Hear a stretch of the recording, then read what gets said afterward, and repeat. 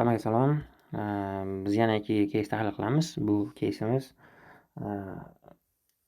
miokard infarktiga, ya'ni o'tkir davrdagi miokard infarktiga bog'liq bo'ladi. Demak, mana bu ikkiga undan oldin bemor ko'rib olishimiz kerak. Bemor 50 yosh. 50 yoshli erkak kishi departamentga kelyapti va central chest pain, ya'ni ko'krak qafasidagi, demak, markaziy og'riqlar bilan shikoyat qilib kelyapti va og'riqlar boshlanganligi 18 soat bo'lgan. Deyapti, ikkiga mana shu narsani ko'rsatyapti. Ikkiga baholab olishimiz kerak. Albatta, doim birinchi o'rinda ritm sinusli, ritm regularli baholab olishimiz kerak. Bu uchun bizga tarmoqlar baholaymiz. Mana aytaylik, birinchi tarmoqlarimizda p-tichalarimiz bor. Bu ritm sinusli ekanligini darak beradi har bitta ko'ra solini. RR orasi qanaqa? RR orasi demak baholab chiqishimiz kerak. Mana bu 3 ta R orasini baholab olsak ham yetadi bizga. 1 2 3 4 ta 4,5 ta katta-katta 1 2 3 4 4,5 ta bu yerda ham ikkalasi ham demak bir xil chiqyapti-da. Demak, bu ritm regularligidan darak beradi. Undan tashqari bizga elektrokq va yurak siqilishi soni kerak bo'ladi. UQS ni hisoblashimiz kerak bo'ladi. Misol uchun bu ikkita orasini 4,5 ta dedik. Aytaylik, mana bu yerda ko'raylikchi, 1 2 3 4,5 ta chiqyapti. 300 degan doimiy son bor bizda. Aytaylik, oson hisoblash uchun davaycha 5 deylik. 4,5 ni 5 ga kalkulyatsiya qilib ko'rsam, bu 60 ta degani. Demak, yurak siqilishi soni 60 ta ekan. Elektroqni baholashim uchun standart tarmoqlarga qarayman. Ya'ni 1 2 3 ga qarayman, eng baland R ga qarayman. Masalan, birinchi tarmoqdagi R'lar balandligiga qarayman. Bu yerda 1 2 3 ta 4 ta 5 6 taxminan 6 ta. Bu 6 mm degani balandlik R tischaniki. Ikkinchi tarmoqda 1 2 3 4 taxminan 4 yoki 3 mm. Undan keyin 3-tarmoqda 1 2 3 ta 3 mm yoki 4 mm. O'zi normada elektroqni normal bo'lish uchun eng baland 2 da, keyin esa 1 da, keyin esa 3-tarmoqda bo'lish kerak edi. Bizda navrot teskari bo'lyapti. Eng baland R'imiz 1-tarmoqda, keyin esa 2-tarmoqda, keyin esa 3-tarmoqda bo'lyapti. Bu elektroqni davaycha chapga siljiganligidan darak berishi mumkin. Chapga siljigan darak beradi. Sinusli, regular, elektroq chapga siljigan, yurak siqilishi soni 60 ta. Endi bizda muhim jihatlar bor, ya'ni o'zgarishlar bor.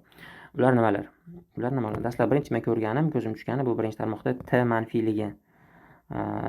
AVL tasdiqlayapti T manfiyligini laterallarda. V5 ham tasdiqlayapti, V6 ham tasdiqlayapti. Demak, umuman 1 AVL, V5 va 6 lateral devorga, ya'ni chap qorinchaning lateral devorlariga javob beradi va hammasida ishemia belgilari bor. T manfiyligi. Undan tashqari V2 da ko'ryapmiz. Demak, nima yo'q? R tischcha yo'q. Ya'ni mana bu tushayotgan tischcha bu Q tischcha hisoblanadi. Q tischcha bu patologik Q tischcha hisoblanadi. Chunki normada Q tischcha 1 bo'lgan taqdirda, ya'ni 1 bo'lsa normadagi Q tischcha R tischcha 4 bo'lishi kerak. Ya'ni R dan 4 barobar kichkina bo'lishi kerak. Bu yerda R da umuman o'zi yo'q, Q tischcha bor lekin. Va bu Q tischcha faqat V2 da emas, V3 da ham bor bu Q tischchamiz mana. Juda ham chuqur kelyapti patologik Q tischcha. V4 da ham bor bu Q tischchamiz. Ya'ni R progressiya yo'q, faqatgina o'z normani qanaqa bo'lishi kerak? V1 dan boshlab turib R ko'tarilib borish kerak V4 gacha. Bu yerda V2, V3, V4larda, V1larda umuman R tischcha yo'q, faqatgina Q tischcha bor. Undan tashqari mana bu ST segmenti biroz ko'tarilgan va demak ikki fazali T'lar paydo bo'lyapti. ST segment baland va manfiylashyapti o'zi.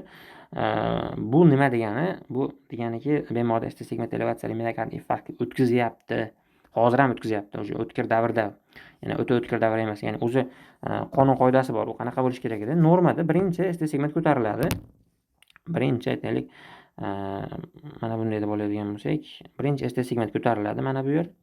Keyinchalik u Q tischcha paydo bo'lish boshlaydi, ST segment tushishni boshlaydi, T manfiylashish boshlaydi. Keyinchalik Q tischcha shakllanadi, ST segment tushib bo'ladi, T manfiylashadi. Ya'ni mana bu holatda qoladi oxirida.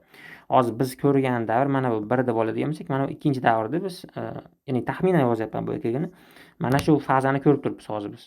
Ya'ni patologik Q tischcha ham bor, ST segment maksimaldan orqaga qarab qaytyapti va T manfiylashgan shakllanib boryapti.